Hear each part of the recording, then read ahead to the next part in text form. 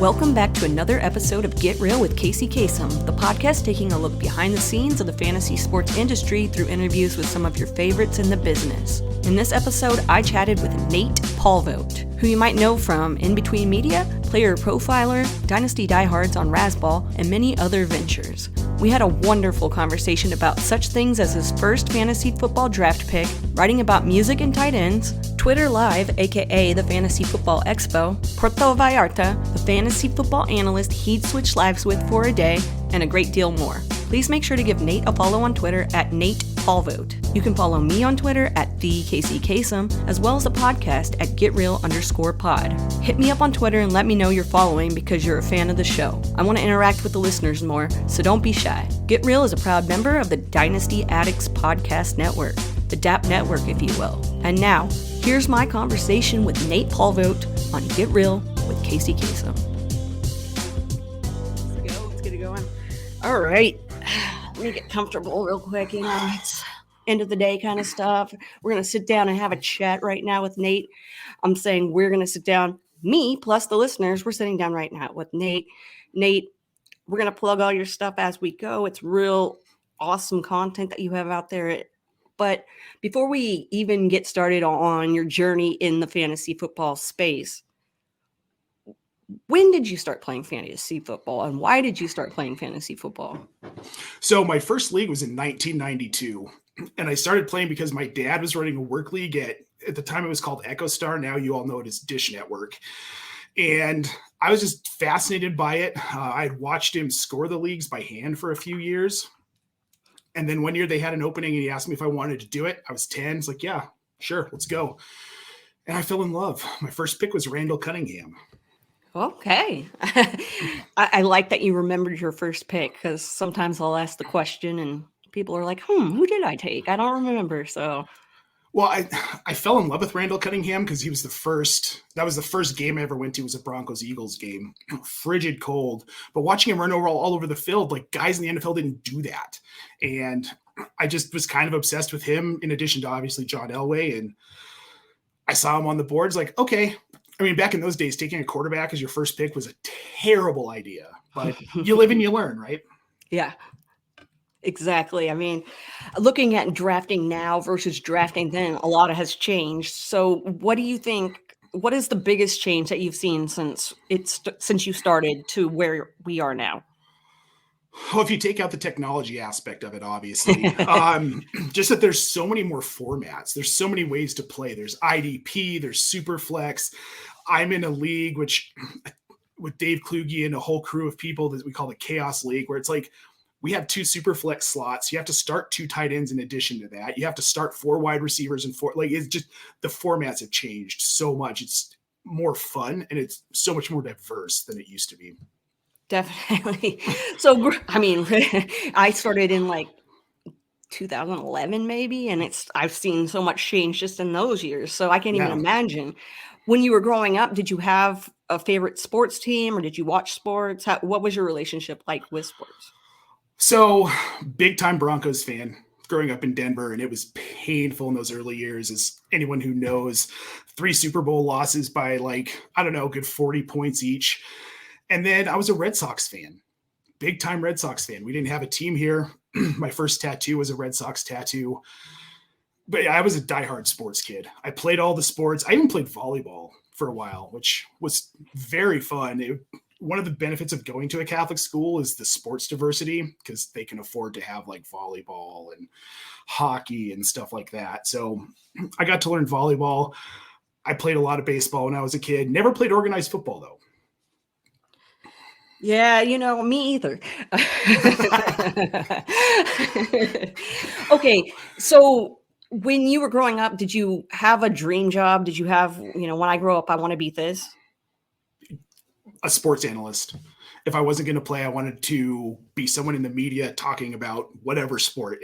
When I was a kid, it just probably would have been baseball. But so after you graduated, what was your life like after that? What was the next journey after you graduated from high school?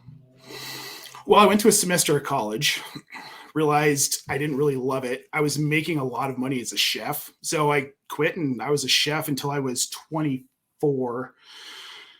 worked in kitchens, no college degree still. I tried to go back a couple of times and like, I just couldn't get my brain to focus on the work for some reason. And as you get older, it gets harder, especially the college I went to at the time was mostly for people coming back to school after like 10 years. So I was the youngest person in all my classes and it was super awkward and wasn't for me. I did take a journalism class, which was very interesting in addition to a bunch of other stuff, obviously. And then, yeah, I worked in kitchens and then I met my wife, Jen, at one of those kitchens, kind of got out of the industry and I just had a ton of different like weird jobs. I've been all over the place, never really settled into like a full career, I guess.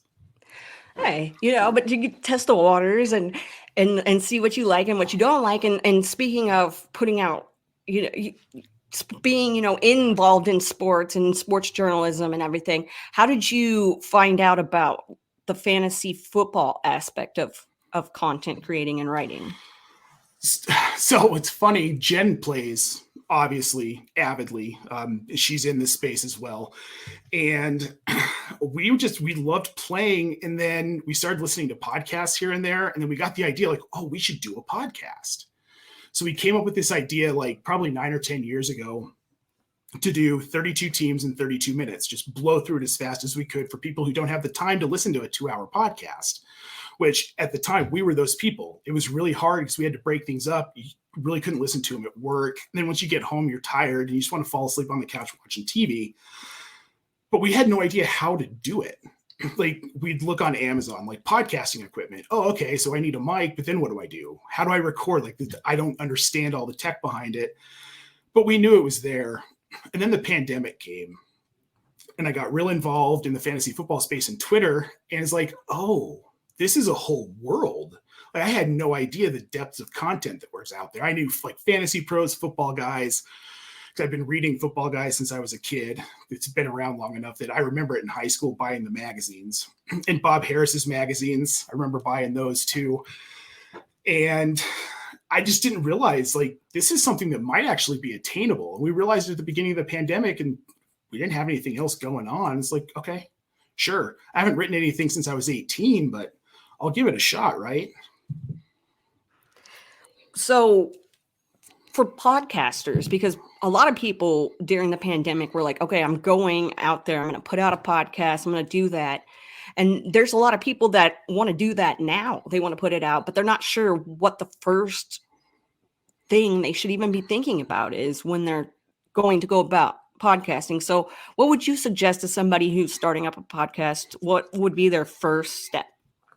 So the biggest hurdle for me was figuring out how to compile that audio. And especially if you're doing a podcast with somebody across the country, which is what we're all kind of doing at this point now, get a free StreamYard account. That's the first thing, because that was what really changed it for me, was finding this platform, because I don't know how to do audio editing. I mean, I do now, yeah. But at the time, like I had no idea how to do that, nor did I have the patience really to do it. Mm-hmm. But then you've got StreamYard. It's not Zoom. It does a lot of the like clearing and equalization of audio for you. And then once from there, buy a cheap microphone on Amazon, buy a cheap camera on Amazon. That's really all you have to do. And then just start talking. Talk about something you're passionate about. So we'll just start talking. But what if you're out there and you're like, I want to come up with a cool name like you did for when you guys put out the 32. So what would you suggest for people when they're trying to brainstorm names for a podcast, or does it matter that much? Something catchy, I think, and something that really shows what you're doing. Because like with your pod, Get Real, we're getting real. I'm sure we're going to get much more real over the course of the next hour as we're talking. We'll try. I don't want to get too real. Yeah. It's not called Get Too Real with Kacey Kasem. Exactly. So we'll be okay. Yeah. Right. Pick a name that tells what you're doing. And there's some interesting podcasts out there with some interesting names. Don't get dirty with it. Try and keep it family and household friendly. And that might be your personality, but it's going to turn listeners off. You look at it, you're like, well, if they're not going to take their name seriously, they're not going to take their podcast seriously. So why would I listen to it? Podcasting with your wife, that is a concept I can't wrap my mind around, but that's because my wife doesn't really care about fantasy football at all. How is putting out a podcast, doing a podcast with your wife? What is that experience like? It was interesting. We did it for most of last season. We didn't fire it back up this season. We have our hands in too many things to do that right now, but it was fun. It was fun to get to sit down with her and riff on 32 teams in 32 minutes, and getting to do it with your wife. Like, most guys would kill for that. Most people would kill for that, to have their, if you're into football and your spouse isn't, that's kind of a bummer. And I mean, if she wasn't into it, I wouldn't be doing this right now, because it's a lot of time, a lot of energy, but it's fun. It's really cool to have her in the industry with me, because we can sit on the couch together during the day and we work and we watch football.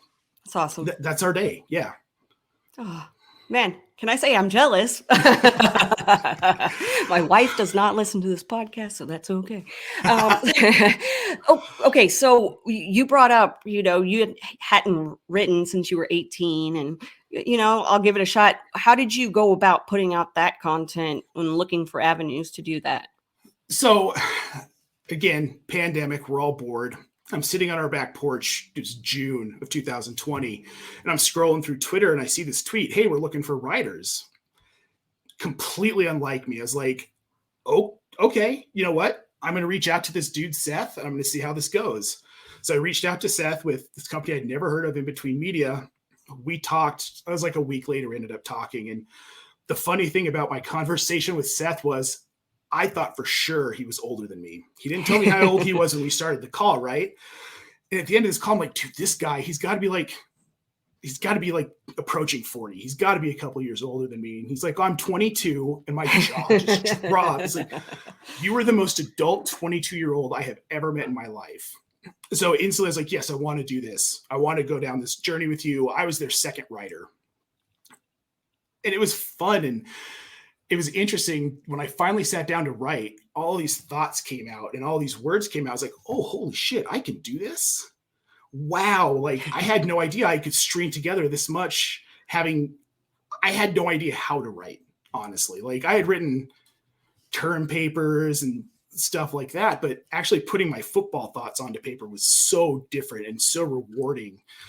And then from there, I just kind of spiraled. Did you learn something from that first article that you put out that you took with you for the rest of the time that you've been putting out content? Yeah, something Seth told me before I started writing was, don't be afraid to show you. It doesn't need to be, numbers and stats and no personality. Let your personality show. And especially for the kind of content that In Between does, where I'm not just writing about football. I'm writing about being a parent. I'm writing about growing up. I'm writing about friends and family and life. And that really helped. And I think in my first column, he's like, that was good, but try to be more you. And I always think that when I write, and it doesn't matter where I'm writing or what I'm writing, I want my personality to come out, because I think that's part of the analysis. It's what makes people want to listen to your advice is, oh, okay, like, I like this guy's personality. I like the way he presents his information, and I'll listen. And I know not everybody's going to like my personality, and that's fine. That's life. But I'm still going to put it out there because it's a big part of my content and what I'm doing and how I present myself. When you're putting out content, what's your favorite, like when you're writing, what's your favorite topic to write about when you're looking at writing articles? I try and write about music as much as I can. It's not always easy because I've talked about it so much in previous columns. And then when it comes to football, I like tight ends. I like to write about tight ends. Okay. When I did write, that was my favorite thing to write about, because that's just my favorite position too. Like, they're my dudes. I don't know.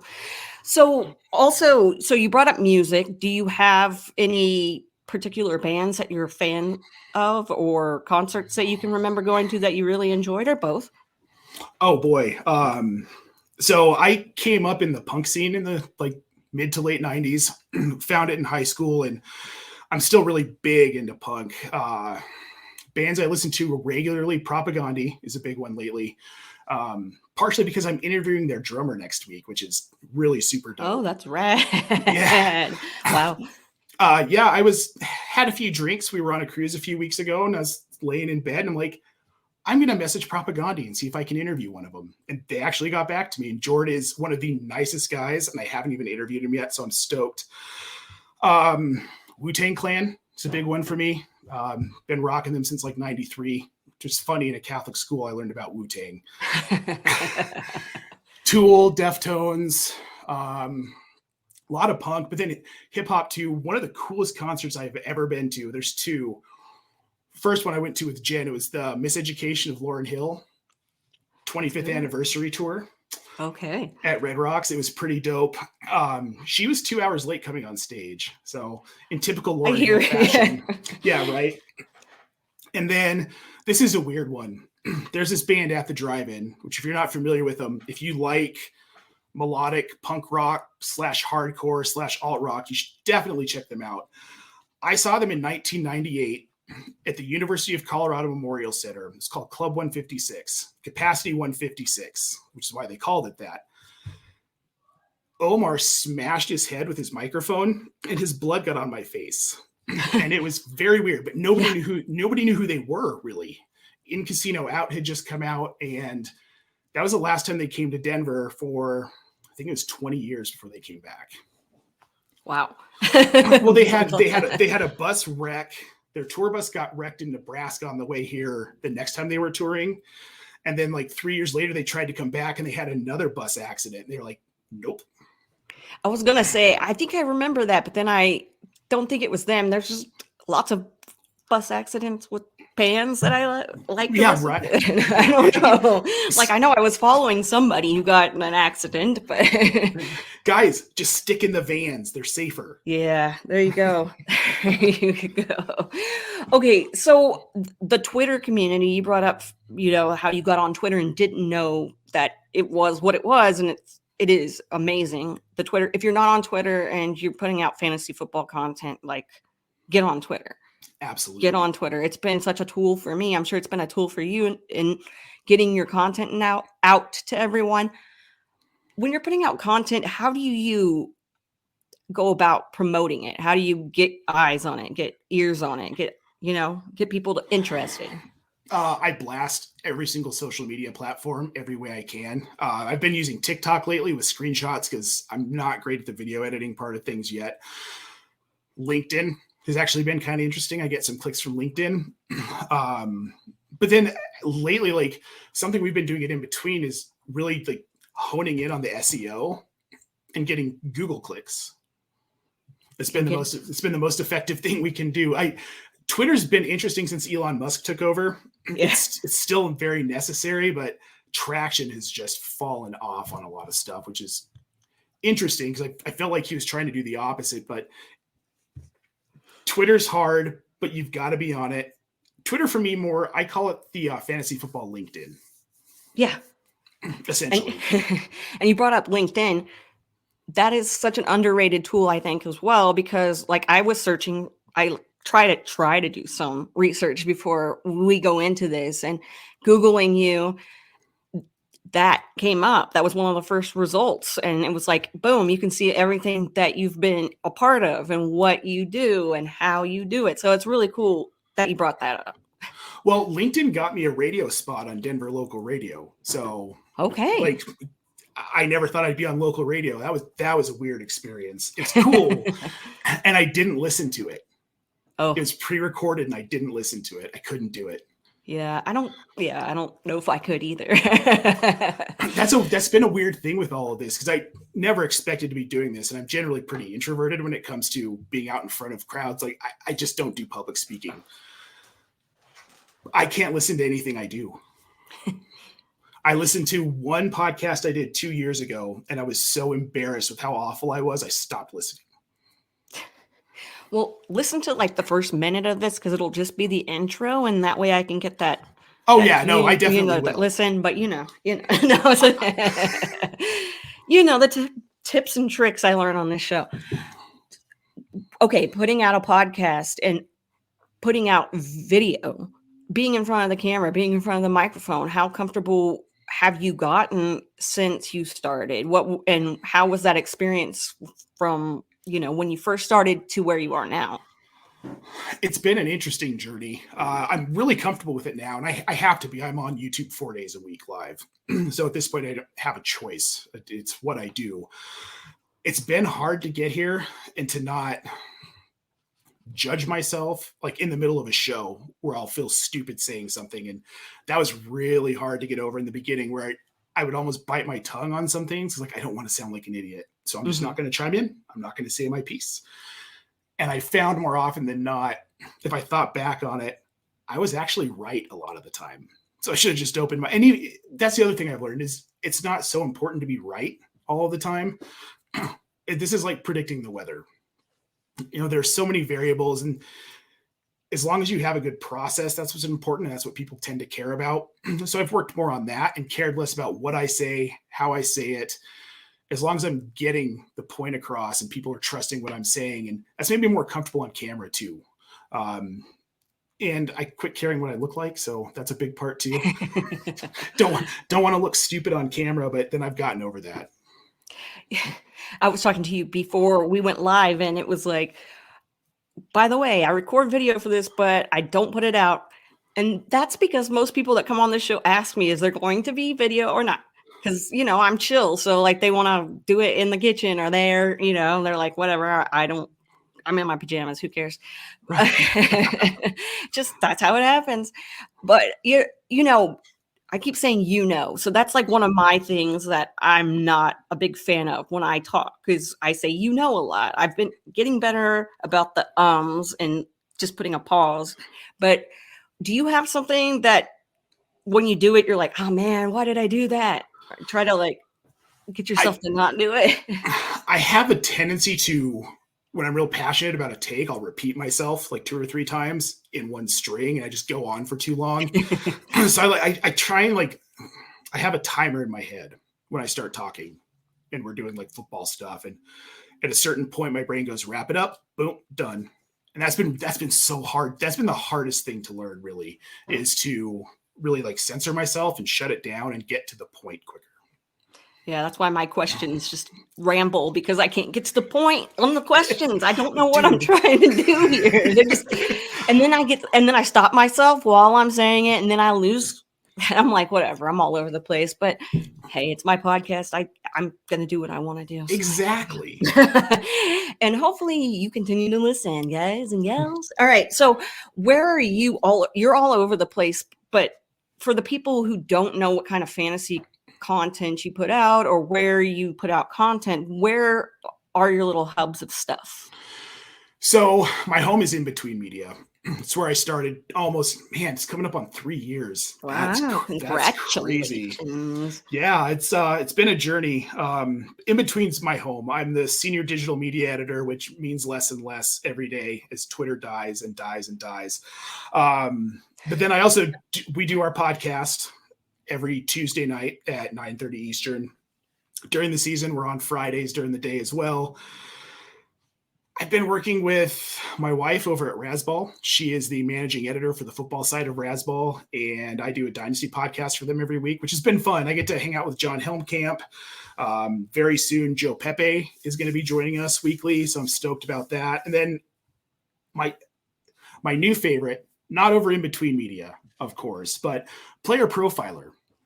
Jumped on with them in August, and I've got a new show, Dear Mr. Fantasy, with them, which is cool. Their first mailbag show ever. And then I do a Thursday night guest appearance with Jack Kavanaugh, which, if you're not familiar with him, one of the best people I've ever met. Dude is just salt of the earth, amazing. And that whole crew over there, it's real professional, which is what In Between is. But then that's one of the things that has surprised me about this industry. If I could just go on a tangent here. Please do. Please. Some of these places and the lack of professionalism that you see, even some bigger names, and it's nobody I'm working with now, but there are places in the past I've seen where it just blows my mind that they're in business and that these places are actually making money because they're so disorganized. And there are places that just simply don't care about SEO, which blows my mind. That's how you get clicks. And Jen is a very organized person, and she has made me a very organized person from being a super disorganized person for most of my life because I'm a dude, and it's what we do. We're horrible at organization. But now, like with this in this industry, if I get an opportunity with a company, I will steer away if it's clear that they're not going to be serious about the business side of it. Because as fun as this all is,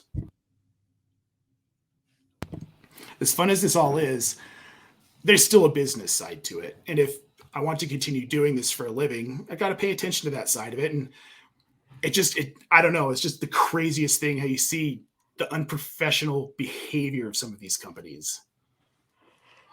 Professional behavior for me is I don't, but guess what? I'm by myself. So, but I totally get what you're saying about the business side of it all. And I don't think a lot of people look at the business side of it all and really take in the business side of it all. So when you're looking at, like you brought up SEO, and I had Ken Moody on with me. I haven't dropped that episode yet, but if you're listening, I've dropped it. But he was big on SEO, search engine optimization, and talking about that. How important, I know you have told us how important it is, but when you're going into doing this SEO side of it all, what are like the important things that you need to keep in mind? So first of all, find a good keyword research tool that'll give you keyword difficulty, which is how hard it's going to be for people to find your specific content or what you're competing with, and then clicks over the last 24 hours. These tools are awesome. I'm not smart enough to come up with any of this stuff on my own, so I need tools to do it. And Seth has been absolutely amazing teaching me how to do a lot of this stuff, and I'm still not great at it. But it's finding a good keyword that you can insert into your article multiple times so it hits. That's the biggest thing. It's keyword. If you can find that, I have this article on In Between that I wrote, I think week 18. I was transitioning to dynasty stuff called Family Football and the Holiday Hangover. But the keyword was dynasty trade targets. That article gets 20 clicks a day, and it came out in December. It's not that it's especially good. I mean, to be honest, there are other articles I wish were getting those clicks instead of that one. but the SEO, the keyword, because people are searching dynasty trade targets, and it's been out for so long, we're starting to rank higher and higher. It's crazy what you can do with SEO and the way that you can drive people to content that might not even be good. Yeah, it's just clickable. Yeah, it's very interesting to me as of late, just because a lot of people have been talking about it when they come on the show, and I'm like very intrigued. I don't write, and I don't have a website or anything like that, but I like to take this information in for when I get back into writing, or for when I do put out a website. So thank you for giving more insight into that, especially with the whole key terms, searching for it, Yeah. I had no idea. One of the craziest parts of this industry is seeing all the behind the scenes stuff that you have to do. It doesn't necessarily matter if you're a good writer. Companies like Fantasy Pros, they hit in searches because they're putting out 50 plus articles a day. The volume's so high, they rank at the top of most searches. It's things like that, the tricks, if you will, to getting people to see your stuff. And it applies to YouTube, which I'm still trying to figure out how that all works. It's very confusing. But you can get people to click, and you can rank higher just because you have a cool looking thumbnail. Yeah. I don't do YouTube. I don't put out content for YouTube. I watch YouTube videos, and yes, the thumbnail really sucks you in. So definitely, I'm a sucker for a good thumbnail. Well, if you think about it, it makes sense. If it visually is appealing, it's like with food. I guess this is something I learned working in kitchens, is that you're more likely to enjoy a meal if it looks good. So when you go to a higher end restaurant and you see the beautiful presentation, that steak might actually kind of suck. But your first view of it was like, oh, this looks fantastic. And you're going to be more likely to enjoy it than if. And I think the same applies to all of this stuff. I mean, it might not be great content, but if you've got a pretty thumbnail, people are going to click and watch. Yeah. Yeah, exactly. And putting out thumbnails, like I don't make graphics. I use Canva as a nice tool to help me out with it. Okay. I was going to ask you if you had any like tools or things like that besides StreamYard and Canva here. Is there anything you can think of that's been a lifesaver for you, or something that has been really helpful for your productivity? I had to get into video editing when I had a gig with Sleeper during the season, and I had to edit all my own stuff, which that was a fun process to learn how to do. That is complicated. But Filmora has been great. It's a little, I think it's $80 for the program, lifetime. But the cool thing is I figured out it's actually really, really great for audio editing as well. So it's like a 2-in-1. And outside of that, if you're looking to get into this, I do recommend you look into some subscriptions. Player Profiler is great. PFF is a great tool as well. Fantasy Pros is a great tool. Football Guys is great. Get your hands on as many stats as you can, as many different views of stats as you can. Contested catch rate, things like that. Things are a little bit deeper. ADOT. Get your hands on a consistent source for that, a verified, a well-known source. There are a lot of places out there that can give you that number, but look for one where if it's free, it's probably not that great of a resource. And I hate to say that. And 33rd Team New is probably kind of the exception to that because their tools are phenomenal. But get yourself a PFF, get yourself a Player Profiler, especially Player Profiler. I'm biased, of course. You're allowed to be, though, so that's okay. Then that's a great tip because when I first started writing, I was like, I don't have a clue where I'm supposed to go to look for any kind of information. How do people do this? I can't just pull this out of my head. And, I talked to a few of my friends that were putting out content and asked them, where do you go? And like you said, some of those sites and everything. So definitely a good tip, and go do that, because if you're putting, yeah. Unless you're somebody who likes to compile your own stats. Well, that too, yeah. And there are a lot of people that like to do that too. If you want to you're a friend, ask them, what's up? Like Peter Howard, that's my dude, and I'll go to him. Same. Yeah. So with Twitter, we were talking about Twitter and how Twitter's kind of like what it is now, but there was a big boom with like Clubhouse for a while. There's been, pockets of things that come up and happen. Do you think that something's going to overtake Twitter for like content in the fantasy space, or because it's such a short little boom, boom, boom, right there, get you to the point, it's going to still stick around and be a good old tool? I think Twitter's going to stick around. I mean, Elon Musk might be an idiot, but he's got to be smart enough to know when these things aren't working and traffic's slowing down, they'll go back to the old ways of things, especially if he lives up to that poll and actually hands CEO duties over to someone else.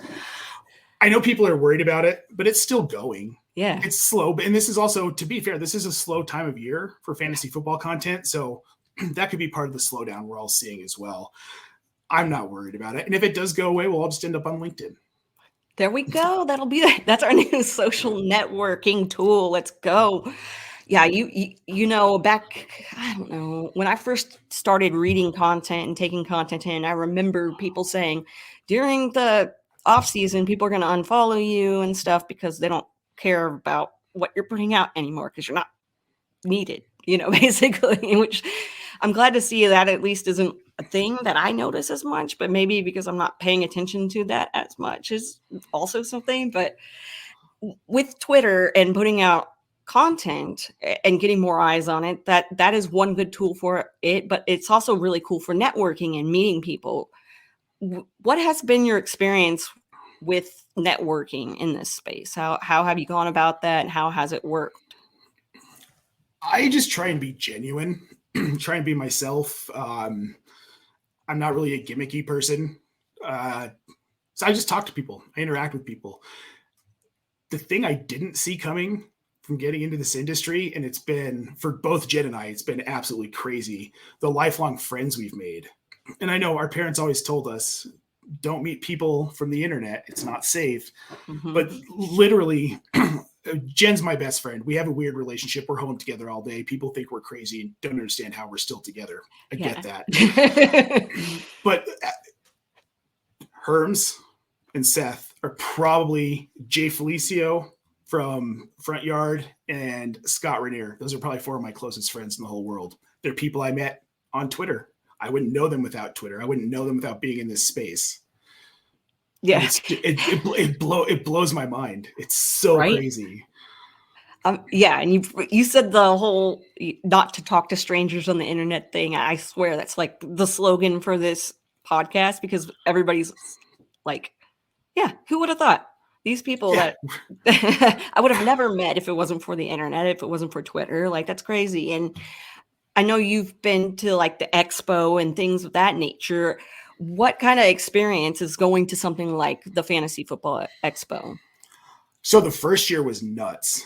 It felt like Twitter Live because none of us had ever met before. Yeah. And we're like still kind of pandemic-y, but then we all got there and we're like, there's no pandemic. It's fine. We're going to hug each other. Everything's good. We're going to be up in each other's faces. That expo is less about fantasy football and more about a very large group of internet friends just getting to kind of party for a couple days. And it's phenomenal. It's the only time of year I get to see a lot of my friends in person. So I love to hear that because, the expo is a big part of fantasy football right now. And it's a big part of a lot of us. That's, like you said, the only time we ever get to see our friends in person, and so that's cool to be able to experience. Was there a specific thing that happened at the expo that kind of just took your breath away and made you kind of be like, wow, this is really happening? So last year, Jen and I were at the bar in the afternoon talking to Pat Fitzmaurice, which was less weird last year and even weirder the year before. Because like meeting this guy who I had listened to his podcast in the past and I had read his stuff and it was kind of surreal. We're sitting at the bar with him and Matt Friedman from Fantasy Pros, and Laquan Jones and Marcus Grant walk up, sit down. Jen buys him a beer. And we're sitting there watching preseason football with Marcus Grant, LQ, Pat Fitzmaurice, and Matt Friedman. And I remember sitting there and looking at me like, what? Okay. I mean, this is crazy, but it's cool. With these people I've been watching and listening to for years, having a beer with them. Yeah, that would be a surreal moment. I don't even know how I would feel in that moment. It would be, there are so many moments at that expo that I was just like, whoa. Well, hanging out with Scott Fish the first year, when I walked up to him and shook his hand, I almost peed my pants. I couldn't believe I was meeting the man behind Scott Fishbowl, and it was just so surreal. But the cool part about it is all of the people that we meet in this industry we perceive them to be way up at the top, couldn't be nicer. That's so true. It's so true. And I was nervous to meet a few people, but it was like, why? Because once you get over there and start talking with them, it's like, oh, we're old friends or whatever. I like to think that at least, so. Yeah, exactly. And you brought up the Scott Fish. Well, you brought up the Scott Fish Bowl. You brought up Scott Fish, which I think everybody does on this podcast. It's a Scott Fish hour right now. So yeah, right. We're going to talk about the Scott Fish Bowl because I know that you've participated in that. How many years have you been in the Scott Fish Bowl? Just 2. Okay. So when I got into the industry and started getting deeper into it, I started seeing all these tweets about this Scott Fish Bowl thing. I'm like, well, what the heck is this and why am I not in it? It's because I was in the industry well after all the invites had been sent out. I think it was post-draft as well. And I found out about it. I was like, oh, I have to get in that next year. And I'm not kidding. When Jen and I got our email invites last year, we were both kind of jumping around the house, excited. Like, we did it. We got in. And then we both ended up being on the Podathon that year from Mexico. Funny enough, we were on vacation.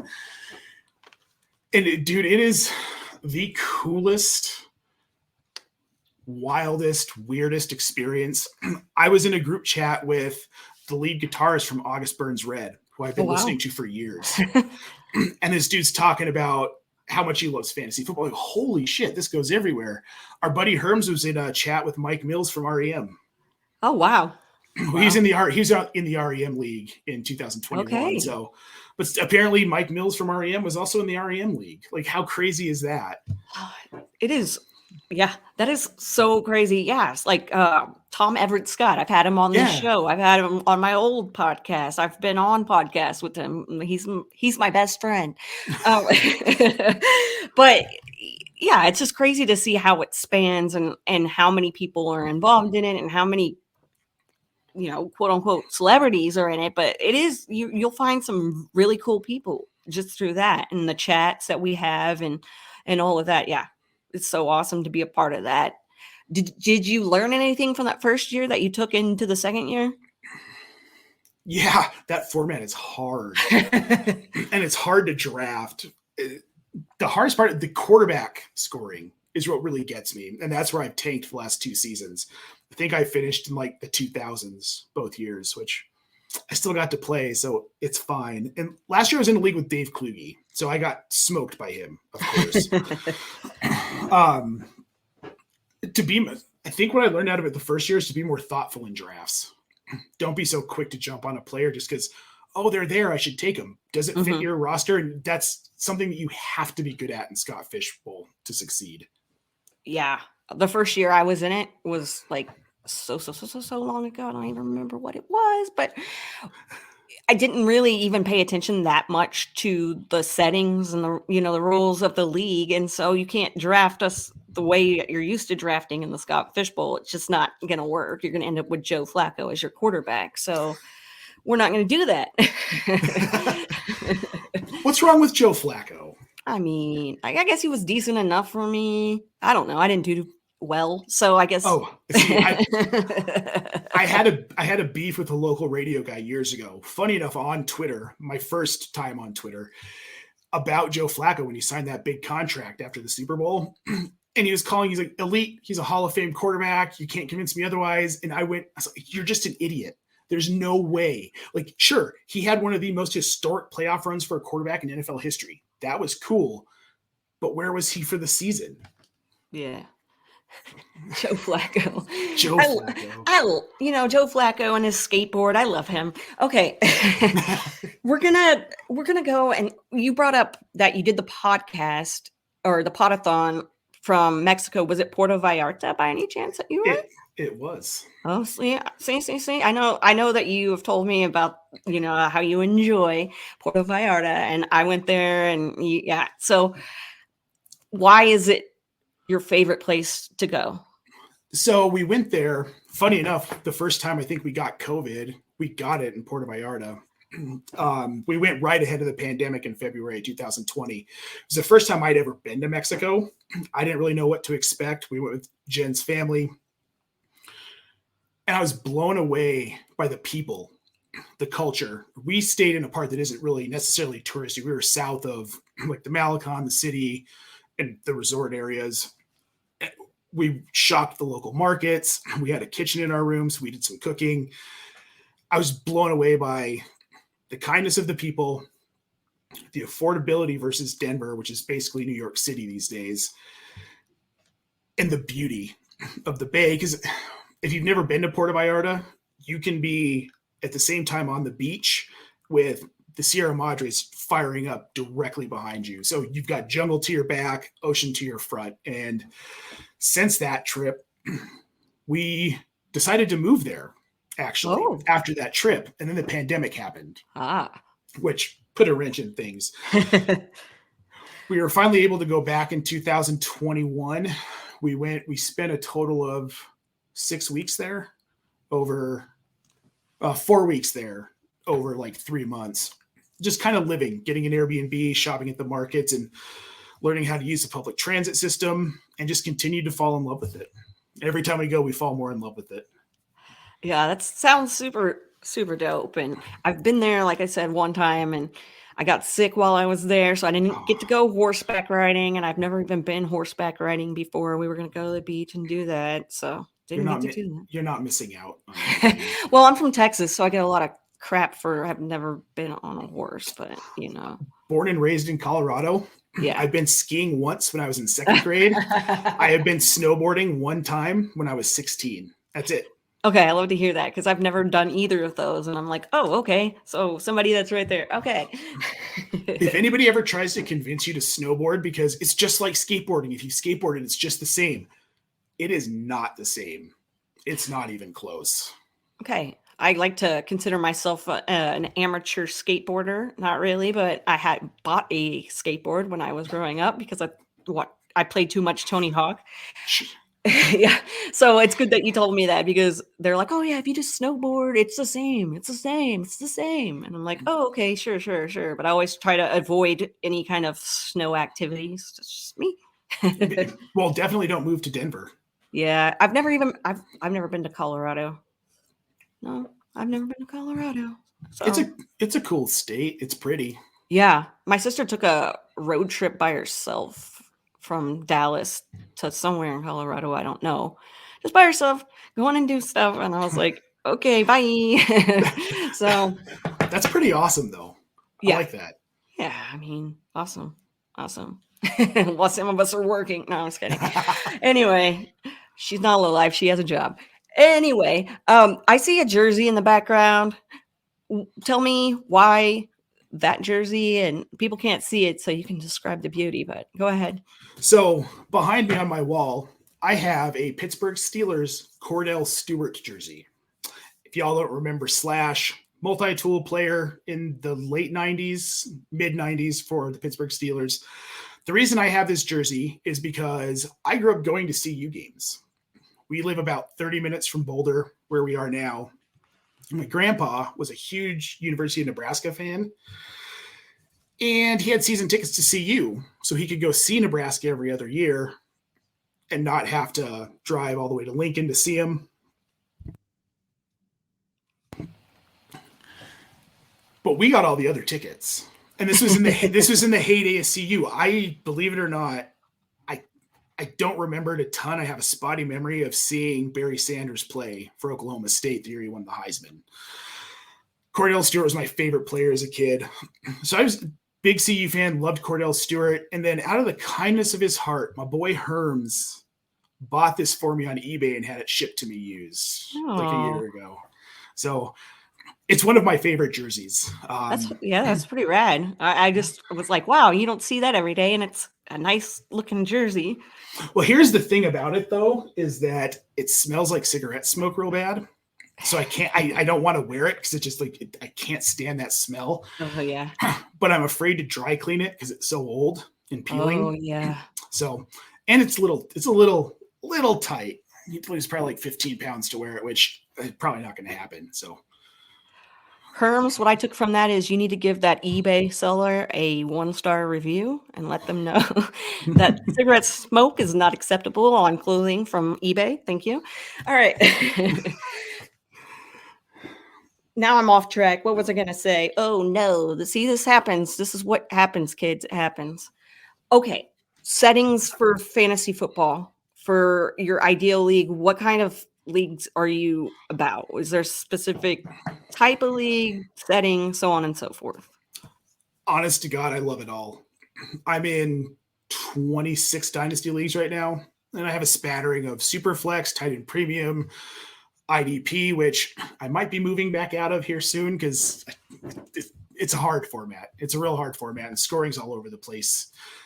But I just love playing fantasy football. And these days, the weirder, the better. I like the weird formats. I like weird scoring. Mix it up. I've been playing for so long. Like, give me something different. Give me something new, which it's one of the cool things about Sleeper coming into the space because now you can do weird. You can do these different scoring formats. It's so malleable. You can make a league into anything. Yeah. I wish Linda would do more kickers only leagues. Oh, wow. Yeah. That's intense. That's intense and different. Yes.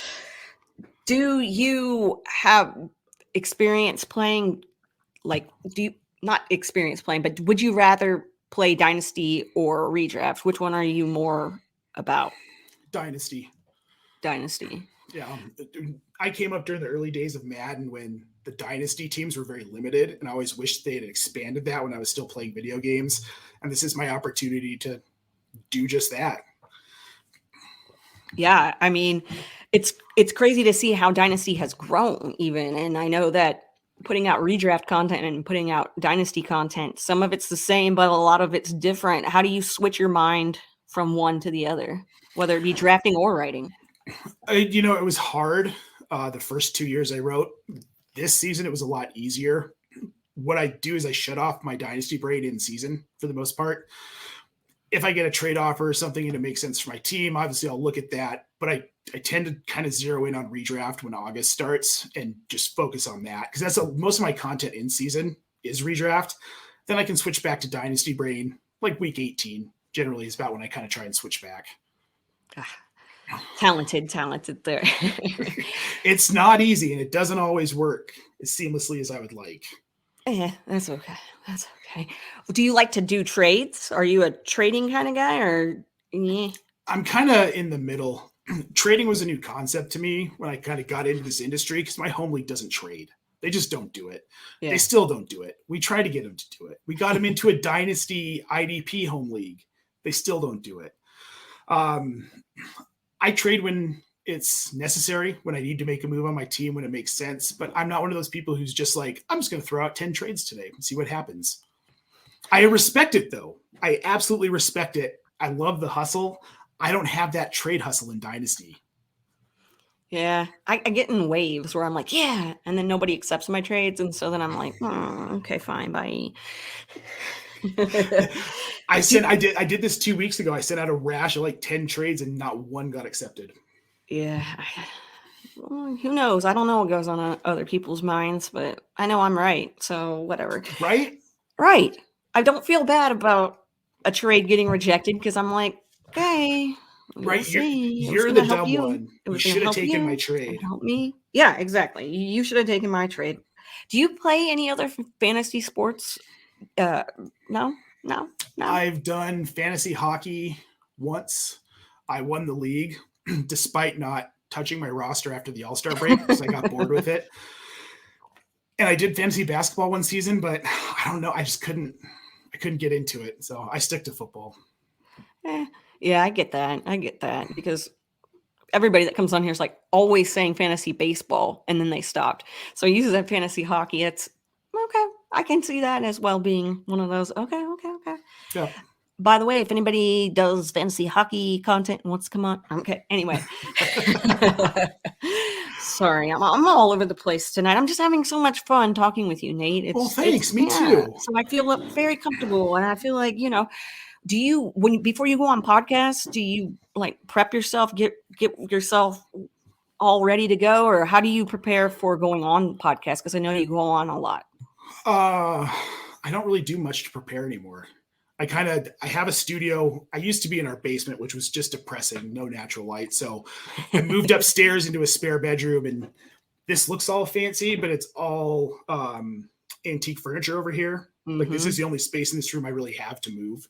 Mm-hmm. Once I don't know, I have gotten to the point now where I do it so often. Like once I sit down in this chair, my brain just kind of switches over. And yeah, it takes me about like 3 minutes, and then I'm like, okay, cool, we're good.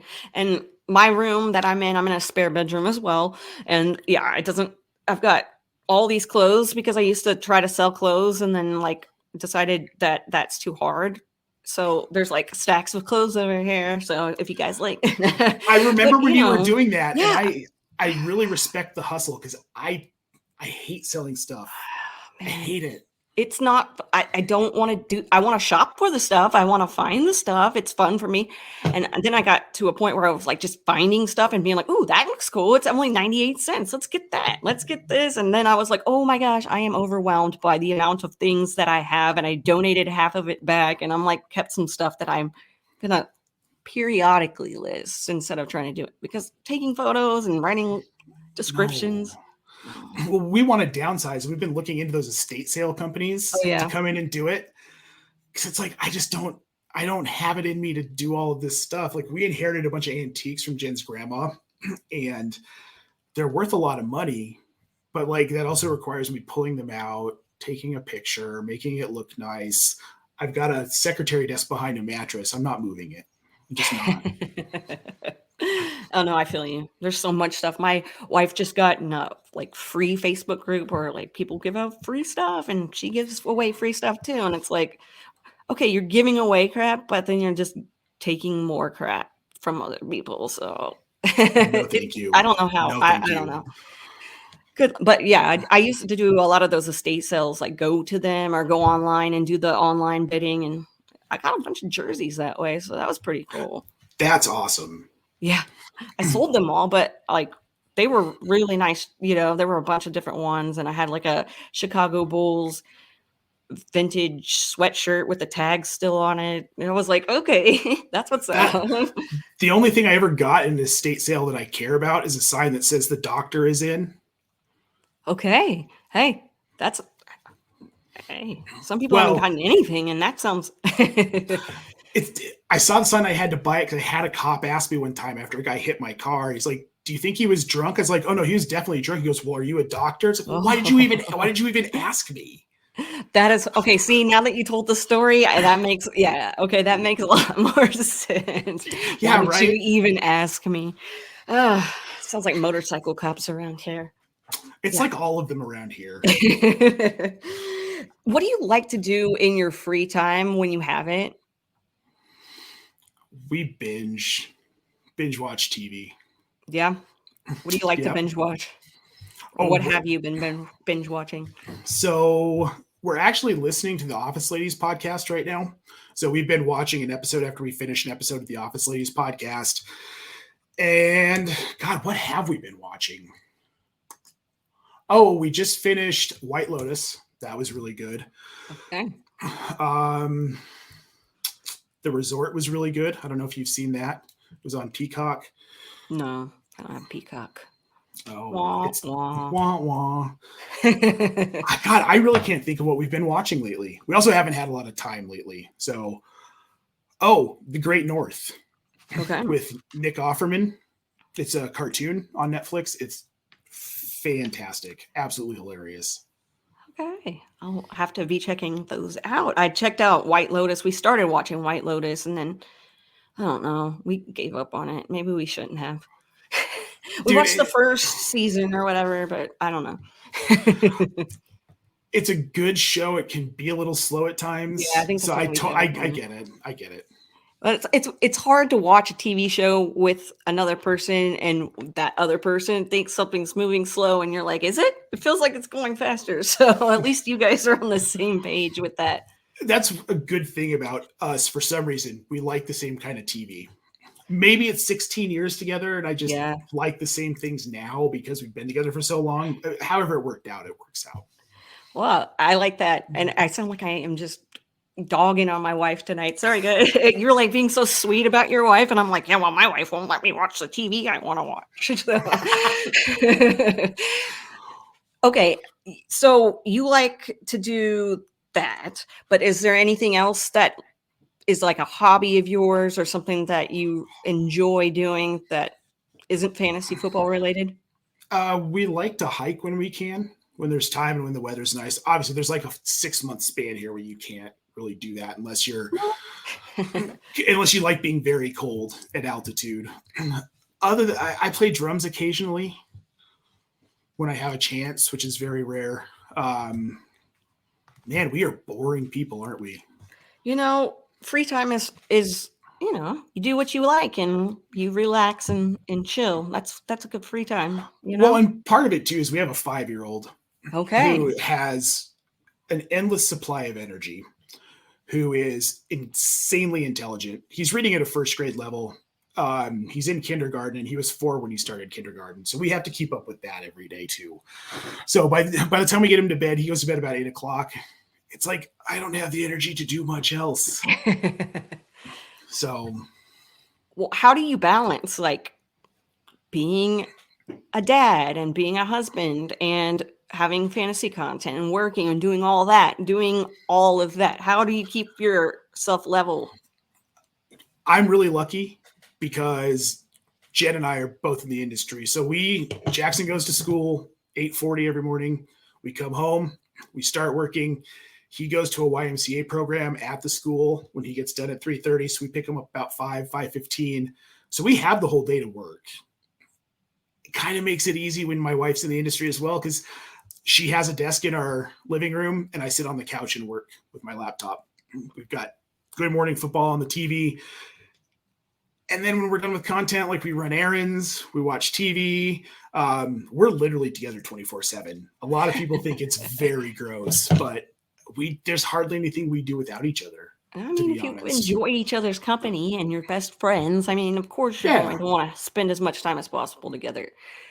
I'm sitting here with a big old grin because I'm like so jealous of like hearing your day. I'm like, ooh, that sounds so fun.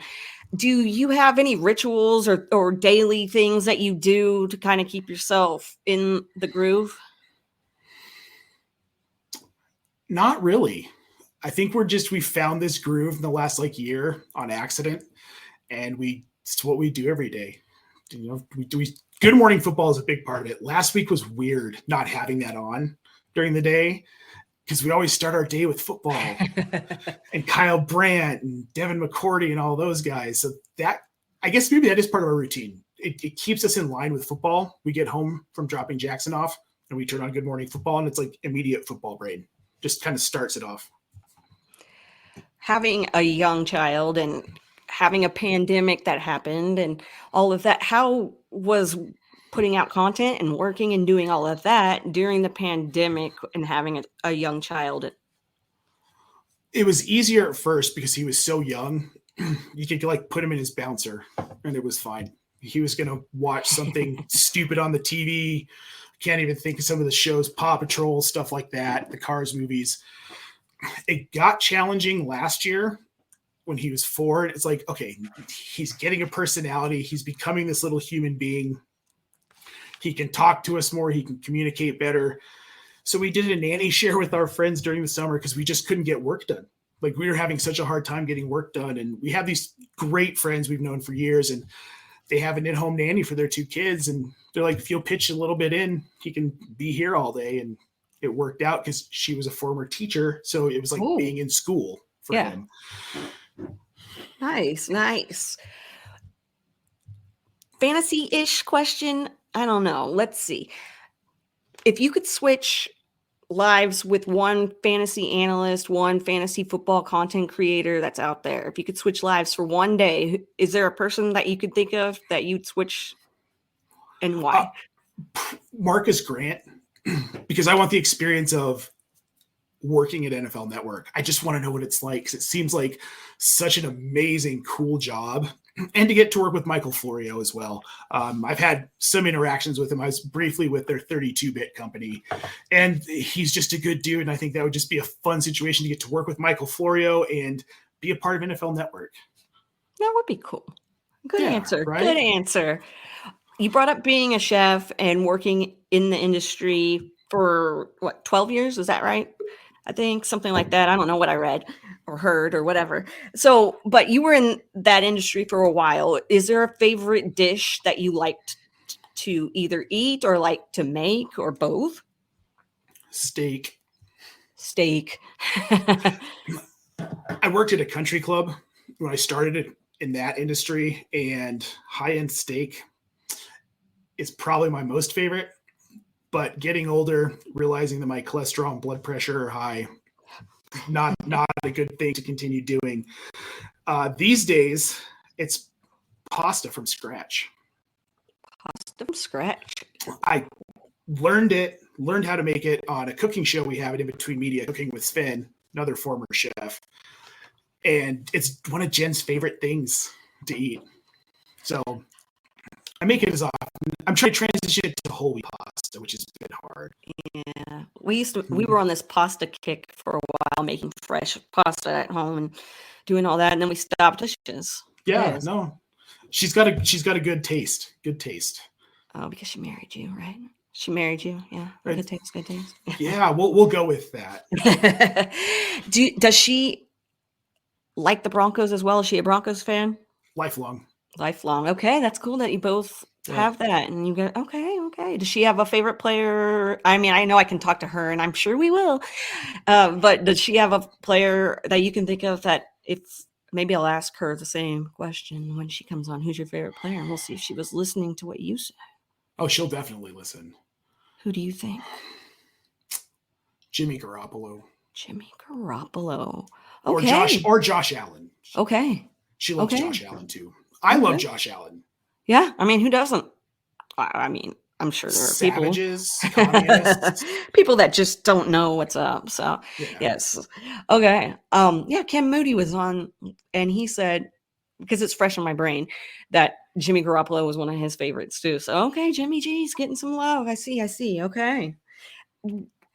If you weren't putting out fantasy football content or even content about life, what would be a topic that you'd want to write about? Politics, okay. But maybe not politics in relating to society and economy and I'd probably get really heavy into like the racial side of politics because I'm very passionate about that.